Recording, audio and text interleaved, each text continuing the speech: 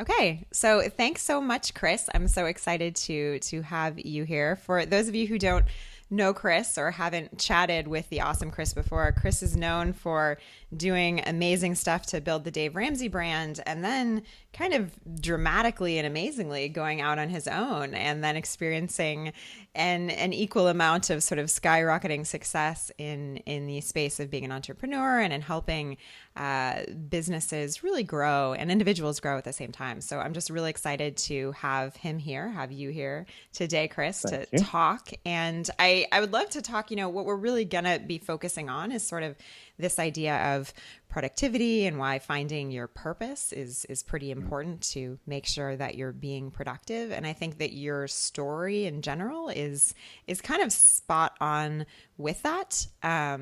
And so I would just love if you could just take a few minutes to kind of walk us through sort of how you got to where you are sitting in this room with this whole event space that your company runs and all these people coming in for live events that pay you big bucks to do so. So tell us, Chris. Absolutely. Well, how you did it all.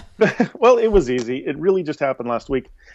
First off, thank you for having me. I appreciate it. I miss chatting with you. My story goes back a long way. For me, I'm somebody who, as I grew up and how I was raised, I'm somebody who always helped people solve problems, solve issues, solve whatever in their lives. And in my early 20s, as a matter of fact, 21, I believe, is when I was at E-Trade. I was on the ground floor of E-Trade out in West Palo Alto, and we were growing rapidly. And I was brought into the assistant supervisor role for customer service. I wasn't even the supervisor. I was the assistant supervisor, but this was my first attempt at leadership. And having that title, wow, 21 years old, I'm a big guy. And very quickly, now I've been working since I was 14 years old. And so I've had leaders since 14. I've always been somebody who just busts it, get out there, make things happen. And I step into this leadership role and try and do what all the leaders before me have trained me to do with their leadership, and very quickly realized this is a terrible way to lead people. People who respected me and were friends to me, now I'm being this, dictator role, and this is how you're supposed to do stuff. And within literally a couple of months, I started watching the way that people responded. And at 21 years old, I said, this is not the way to lead. This does not work. And that began my journey of learning how to lead people well, how to understand them, how to discover why they do things the way they do, how to communicate to them in a way that works, that's successful. This huge, long process, discovering personality styles, discovering how people receive communication, all kinds of things pointing me in the direction and keeping me in that vein of leadership. As I went on through life, different leadership roles, different places, a buddy of mine, Dave Ramsey, was looking for somebody to come on as an entrepreneur. He was bringing on 5 entrepreneurs to run businesses for him. He had decided he didn't want any leaders. He didn't want just an entrepreneur. He didn't want just a leader. He wanted somebody who ran a business but also led a team really well. And so I came on in one of the areas as one of the VPs in his business, and overnight took the area that I was leading to a 50% growth and began to just really grow that as much as I could. Well, along the way, I'm coaching, I'm helping, I'm teaching. We have this thing that in the early days, Dave was teaching our leadership, this entree leadership, for those that have ever heard that. And it was just something that we were teaching our leaders to say, if you need to know how we do our business. You need to know how Dave expects this to be done. We've got these other leaders that are running businesses under this umbrella. You need to understand how this is done. And two guys came to me and said, you're the guy who gets all of this stuff out into those events. I'm like, yeah, that's what I do. You need to help people with this. And immediately I was like, there's no way. This is just something that's internal. Well, as I started to look around the room and think about this, I decided this is something we could really, really help people with. We started this event, went to Dave. Dave's like, there's no way it's going to work without a book. Well, we made it work, and it became phenomenally successful. Along the way, so for a very long time, not only have I been helping leaders and entrepreneurs, but now I start coaching these guys. I'm getting these people wanting to come into this event, and it's very expensive, and they can't afford it. So I am just helping, turning away clients. You can't afford this. Go do these things. Here, solve this. Spend 45 minutes, solve things in their business. As we took this bigger and bigger, people just kept flocking to me. I don't even know how they know who I am. I've got these leaders and entrepreneurs going, can I just spend time with you? Like, we took our event out of the country. We took it down to Mexico, suffering for Jesus. Somebody had to. So, and great. I mean, it was like my time was just gone. Well, this happened for years and years and years. And the whole time I felt like God was saying to me, you're going to be doing this. I'm like, I am doing this. I don't know what you're trying to say here. And I felt like he was saying, you're going to be doing this on your own. And I'm like, whoa, wait a second. Is that God, or is that, last night's dinner? Because everything's great here. I'm speaking in front of 10,000 people. I'm doing events for, hundreds of leaders and entrepreneurs. This is great. We're having huge impacts. Our goal was to take me on this track for leadership that was going to be monstrous. We had connections in TV, all kinds of stuff. And I just kept hearing this over and over again. Well, I've been helping people for years now, well over a decade, leading the leaders and entrepreneurs in these types of situations. And I'm on stage teaching them how to fix their business, solve problems, the things that they need to put in. And I would step off stage and somebody would say, can I just have you for 5 minutes? And I could immediately change their business in 5, 10, 15 minutes. Wow. And so I saw what God was wanting me to do, but there was a problem. I could help you. I could literally sit down. The stuff that we do now for 3 days, like we got a leadership team coming in tonight. And we're going to be spending the next 3 days ripping the business apart, finding the problems, finding all the issues, finding the opportunities that they're missing out on, seeing the risks that they're taking or not taking, the fear, the bad communication, all kinds of stuff. I used to be able to sit down with a company, and anywhere between 2 hours and 4 hours, I could tell you everything you need to go do. The problem is I would send them on their way, and it was life-changing for about a month.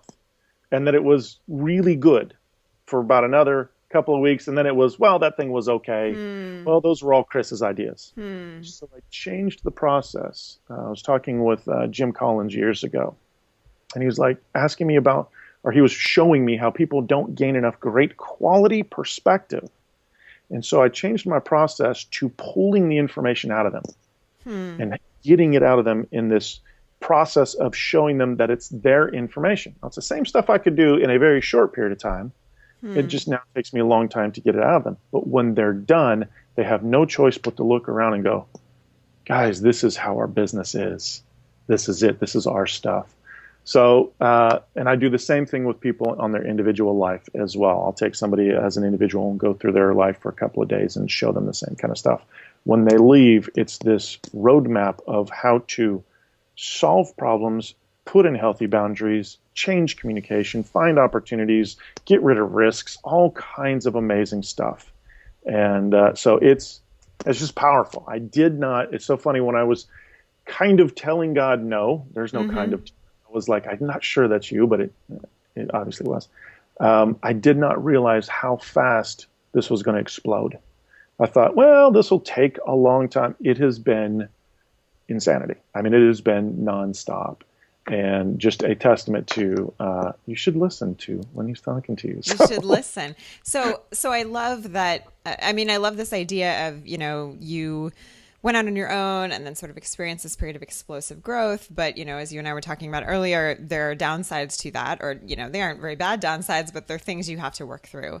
And one of those things is that, what you've tried to do for so long is figure out this structure to kind of take you out of the equation, right? Or I think you call it outsourcing you. Is that right? Can you tell us sort of about how you've approached that, and then, what it's looked like, quite honestly? Absolutely. You and I had a great conversation years ago where you gave me some great insight on some of the stuff that we were looking at on coaching stuff. I remember at that conversation, I had an almond milk latte, and I was so amazed that there were cafes that served almond milk lattes. I apparently didn't know this was a thing, but in Nashville, everything's a thing, right? Right, everything's a thing here. Absolutely. I remember that. That was so funny. And so we made some adjustments, but what I discovered very quickly was my time, which is the valuable piece here, is what we're selling.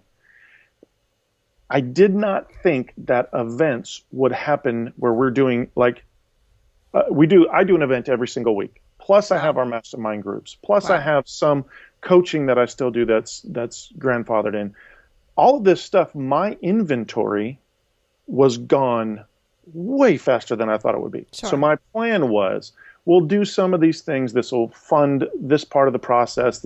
I've never funded the business. I own a few businesses and have yet to fund any of them because they've worked so well with the inflow. The problem is I didn't realize how fast this would work, and my inventory got sold out too quickly. So the thing that I have been leading the team to do is something that I say is low to no Chris.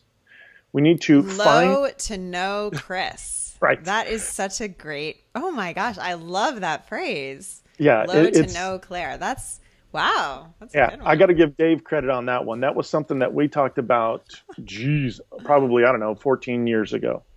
Wow. And it was a powerful way of saying, okay, we either are touching all the lives that we can touch right now, or we've got to find other ways to continue to do so. Our goal, we're on a mission to change as many lives and as many businesses as we possibly can. But my time is done. It's just gone. I don't have it available anymore. Mm-hmm. Friends are like, we don't even know who you are anymore because it's so slammed. You know what it's like. You've experienced that. Sure.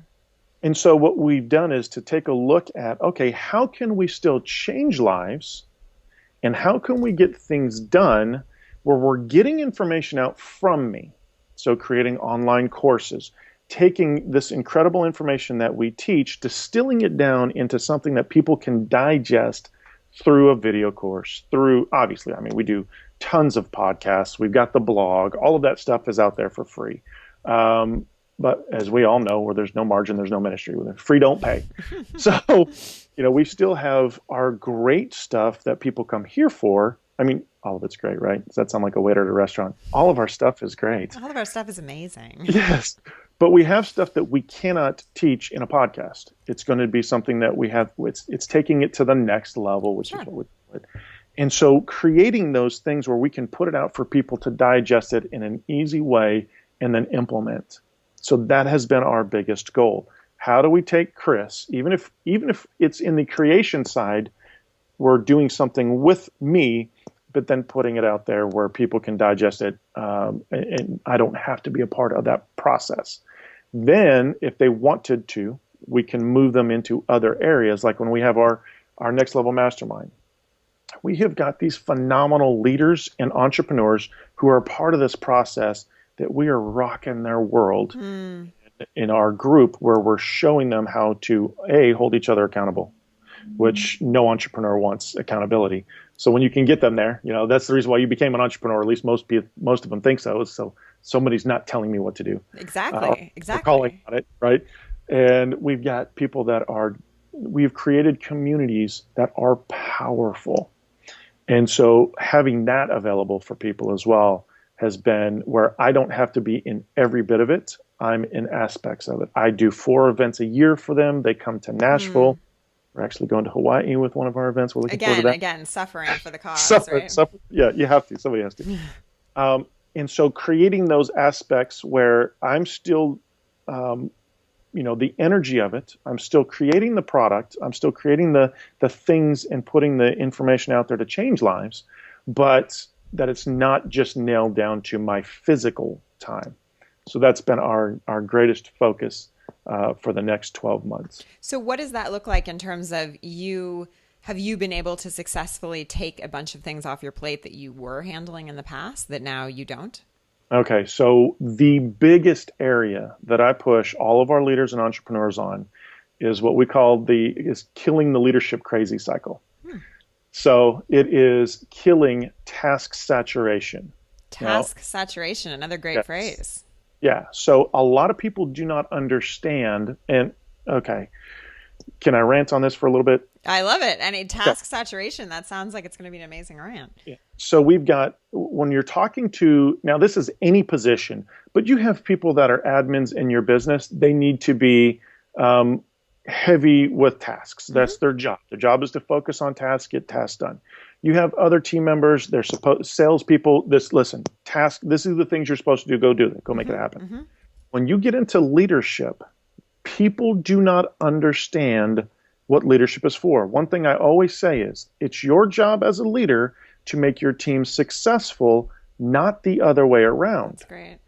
And so many people step into, like 21-year-old Chris LoCurto steps into leadership and goes, you guys are here for me.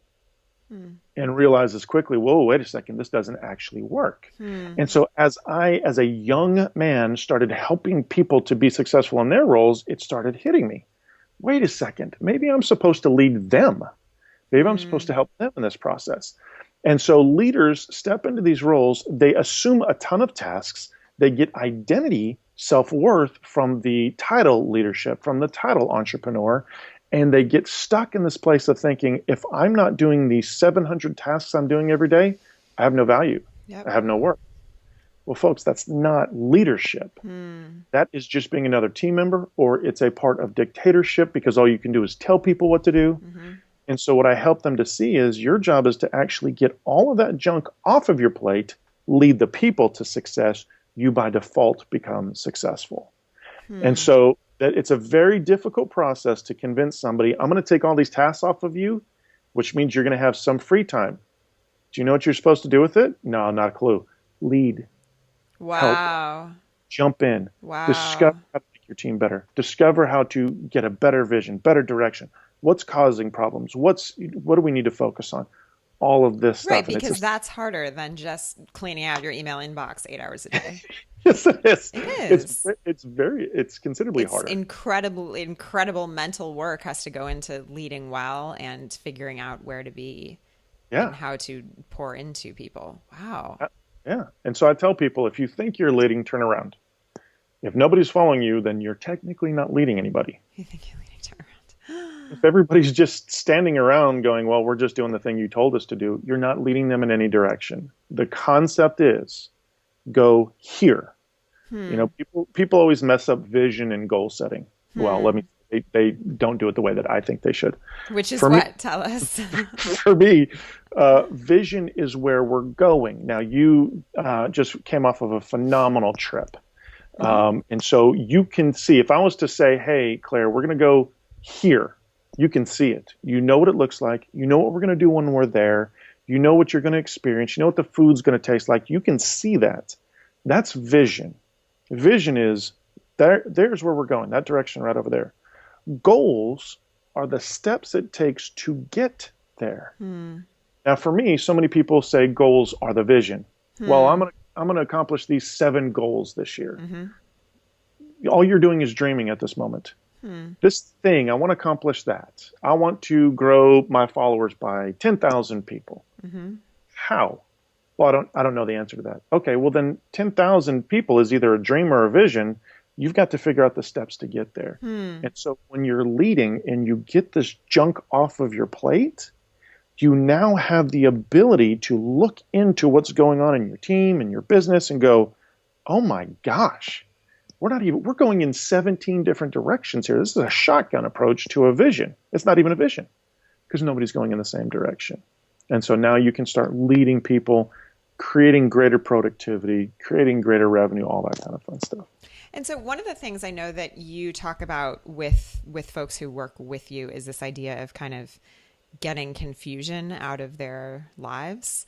And I think it's an interesting phrase because we honestly don't hear, I mean, maybe you hear people are busy, but that, you hear the word busy a lot in entrepreneurship, but confusion is I just think it's a really powerful word to use. I wonder if you could talk a little bit about what that means. I mean, because as soon as I saw that, you use that word with entrepreneurs, I immediately identified with it. Oh, right. I have lots of confusion in my life, but I'd just love to hear a bit more about what that looks like. Yeah. So we are huge. One word we use a lot around here is perspective. Again, when I was talking with Jim Collins, he asked me the question. He said, Chris, if you found out you had cancer right now, what would you do? And I'm like, dude, we'd be done with this conversation. I'd be getting to the hospital. I'd be getting this stuff yanked out of me. He goes, what if it didn't change for 6 months? I was like, well, then that's a totally different story. He goes, see, that's our problem here in the U.S. We don't think that way. We don't look at it and go, well, when does the risk factor change? When does, when does this how much time do I have before there is any change? It's already a risk. We know that. But what if it doesn't change for 6 months? And so that was a long time ago. And ever since then, my focus has been on perspective. Gain as much perspective as you possibly can. Now, one of the things I work a ton with is teaching people on personality styles, how to understand personality styles. Because when you understand how you act and react, and you understand how somebody else does because of their individual personality style, it changes your communication. Communication is the number one thing, the number one issue I find with leadership teams. When I bring in a business, the number one issue I find is that there is poor communication to okay communication at best. When I help people to discover how to implement great communication, I have had more people come back to me without prompting, without even knowing, say the same word. Chris, we thought our communication was good.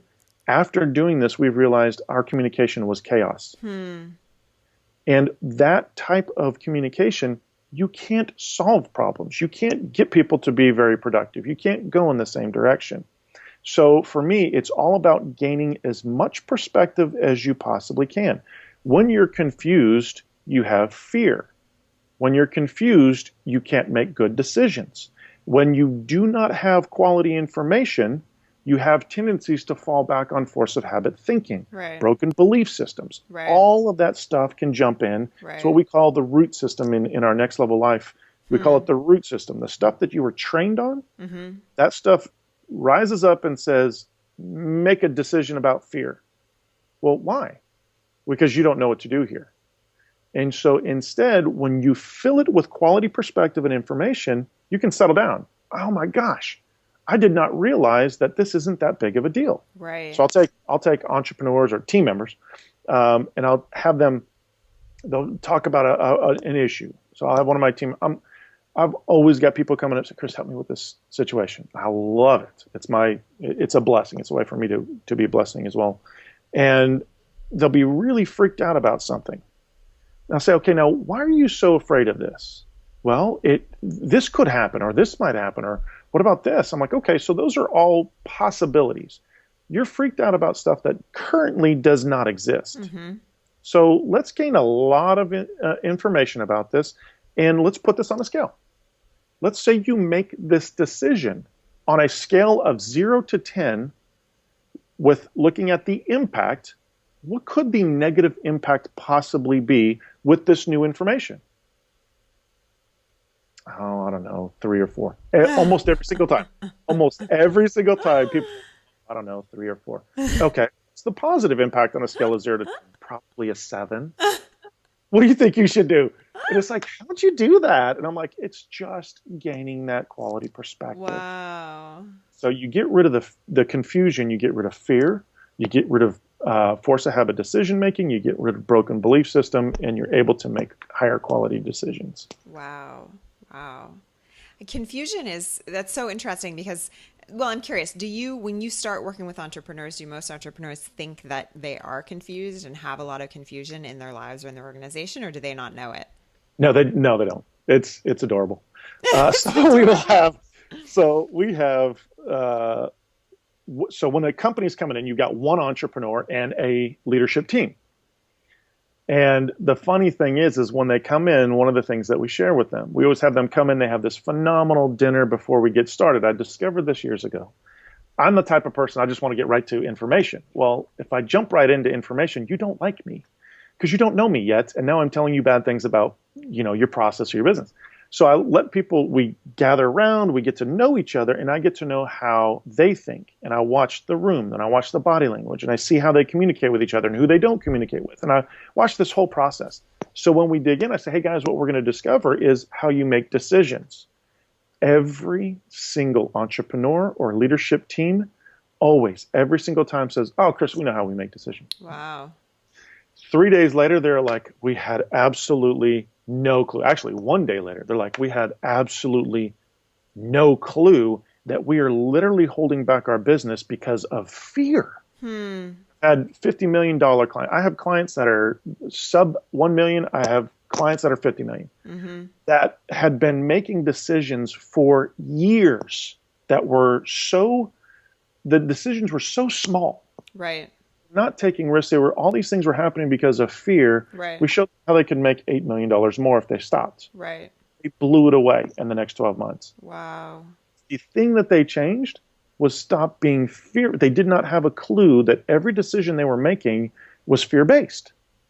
When we removed that part and showed it to them, they were stunned. They literally just sat there, and I'm like, guys, I just showed you something huge. And they're like, we don't know how to react to it because they had no clue. And they thought they made their decisions very, well, we get information. Well, we will discuss it. We come together with a conclusion. We do. No, guys, you actually all are making decisions based on fear. And it's literally holding back your business. And so every company doesn't understand that. People as individuals do not understand how they make decisions. If you had a controlling parent in your life that constantly took from you or demeaned you because it was filling their self-worth or making them feel better, then you don't realize how much you make decisions going forward that are based on you not having worth. Right. You're not worthy of being in a position. You're not worthy of that spouse that is so great over there. You're not worthy of. And so you don't realize how you're making that decision. And when you can see it and walk through it, it's a difficult process. But when you can walk through it, it changes that decision-making process going forward. That's amazing. And I just love the idea that kind of even starting to address productivity and working well within an organization all has to do with clarity of decision making and clarity of communication, because that is, that's essential to everything we do, but we forget about it. And so we just focus on tactics when it's really this big picture stuff. Something that shocks people when they actually stop and think about it. I tell people, when this exists, your team their productivity is dropped to at least 50%. Wow. 50% of what it should be. Yeah. When you look around and there's confusion, there's fear. Think about it. Have you ever worked in a place where you've been fearful of what was going to happen because there was bad communication, no communication? Are you focused 100% on doing the greatest job? Not at all. Not only are you not focused on that, but sometimes you're focused on finding another job. I know you wouldn't do, but focused on finding another job or focused on watching your back or trying to get information or. Your productivity drops to at least 50% when there's confusion, fear, bad communication, all of that stuff involved. And so you are paying. This is a great thing when I say, what's the salary of the team? What's the salary of the company? Okay, you're paying 50% too much. Wow. Because what you're getting is this. Right. And they're just like, okay, we've got to change this. We got to get better with communication. Okay, so as we close out kind of this chat on sort of productivity and what it means, can you kind of give us your number one, what you have to do as if you're an entrepreneur, an employee, what you think you need to work on if you want to skyrocket your productivity? I bet I know what you're going to say, but I'd love for you to just say you are. The first thing you have to do is make sure you're not getting your self-worth or your identity from what you do. If you can get that, for me, I'm a believer, so I'm going to say you need to pour heavily into getting your self-worth from God and the cross. But you need to get your self-worth and identity out of what you do, which most leaders and entrepreneurs get it from what they do, and focus heavily on killing the leadership crazy cycle. The sooner you do that, now this takes a while. This also includes proper delegation. This includes, making people successful as you get the junk off of you, because you got to put it on other people. It's got to go somewhere if it needs to be done. My buddy Rory Vaden says it's all about efficacy. Maybe you're not supposed to be doing some of these things in the first place. So as you do that, you got to make sure that you delegate it properly, and then now you have a decently open playing field to make the people who you're paying more successful at what they do. You can do that. You have no choice but to grow your business. You have no choice but to grow your revenues. And by default, you become successful. Sounds like a plan. It's easy. It's easy. Thank you so much, Chris. Sure. I had a great time chatting. Thank you. Same here.